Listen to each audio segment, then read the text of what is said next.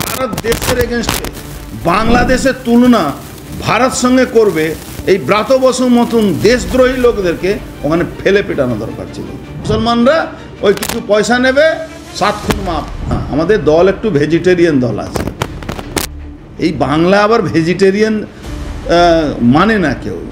ব্রাত বসুকে না ফেলে পেটানো দরকার ছিল। আমি বাঁচি মরি তাতে কিছু যায় আসে না, দেশ বাঁচলে নতুন জেনারেশনও বাঁচবে। 93,000 পাকিস্তানি সৈনিককে সারেন্ডার করিয়েছিল। সেই ইস্টার্ন কমান্ডের যারা সেনাবাহিনীরা কাজ করছে, দেশের রক্ষার জন্য এখানে বসে আছে, সেই সেনাবাহিনীকে মমতা ব্যানার্জি বলছে পালিয়ে গেছে।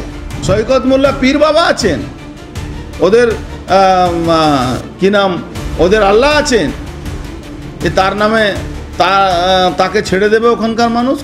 এই সৈকত মোল্লার কনভাই একটা মুসলমানকে মেরে দিল। সৈকত মোল্লা পীর বাবা আছেন, ওদের কি নাম, ওদের আল্লাহ আছেন, তার নামে তাকে ছেড়ে দেবে ওখানকার মানুষ। কিন্তু কিছু করার নেই, মুসলমানরা ওই কিছু পয়সা নেবে, 7 খুন মাপ, কাজ শেষ, কোনো মামলা হবে না, দেখবে না। আরও একটা প্রশ্ন হচ্ছে, যেখানে 1971 সালে বাংলাদেশের যুদ্ধের সঙ্গে তুলনা করছে, বাংলাদেশ যেভাবে পাকিস্তানিদের আক্রমণ করেছিল, বাংলাদেশকে আক্রমণ করেছিল, সেইখানে সেরকম তুলনা করছে শিক্ষামন্ত্রী। আমি বিধানসভায় ছিলাম না, নাহলে বিধানসভা ওই ব্রাত বসুকে না ফেলে পেটানো দরকার ছিল। ভারতবর্ষের সংবিধানের ভারত দেশের এগেনস্টে বাংলাদেশের তুলনা ভারত সঙ্গে করবে, এই ব্রাত বসুর মতন দেশদ্রোহী লোকদেরকে ওখানে ফেলে পেটানো দরকার ছিল বিধানসভার মধ্যে। আমি ছিলাম না বিধানসভা, না তো আমি ওকে বুঝাতাম, আপনি থাকলে পেটাতাম ধরে।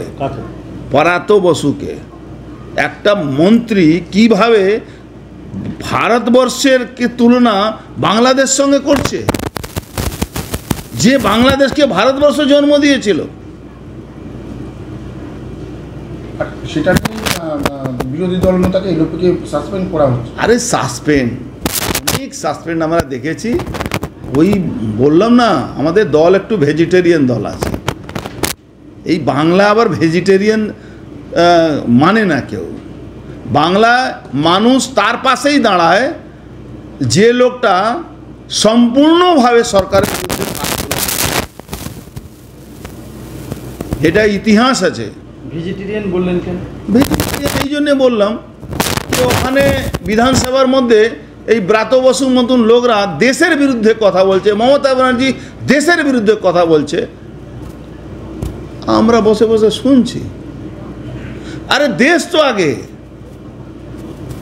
আমি বাঁচি মরি তাতে কিছু যায় আসে না, দেশ বাঁচলে নতুন জেনারেশনও বাঁচবে, দেশটাই থাকবে না, এই বাংলাটা থাকবে না। মমতা ব্যানার্জি বাংলাদেশ সঙ্গে যদি যেভাবে উনি বিএসএফকে অপমান করছেন, বিএসএফকে থ্রেটে রাখছেন, বিএসএফের নামে মিথ্যা মামলা দিচ্ছেন, সেনাবাহিনীর নামে মিথ্যা মামলা, বিএসএফ প্রথম শুরু করেছেন উনি, এখন সেনাবাহিনীর কাছে পৌঁছে গেছেন। ইস্টার্ন কমান্ড জগজিৎ সিং অরোরা 93,000 পাকিস্তানি সৈনিককে সারেন্ডার করিয়েছিল। সেই ইস্টার্ন কমান্ডের যারা সেনাবাহিনীরা কাজ করছে, দেশের রক্ষার জন্য এখানে বসে আছে, সেই সেনাবাহিনীকে মমতা ব্যানার্জি বলছে পালিয়ে গেছে। মমতা ব্যানার্জিকে সেনা ওই গারাদের মধ্যে ওই ফোর্ট উইলিয়ামে ওর নামে এফআইআর করে নিয়ে যাওয়ার, কোর্ট মার্শাল করা উচিত আছে। আরো ভালো ভালো খবর দেখতে সাবস্ক্রাইব করুন বাংলা হান্টের ইউটিউব চ্যানেল। বাংলা হান্টের আরো খবর দেখতে নজর রাখুন। বাংলা খবর মানেই বাংলা হান্ট।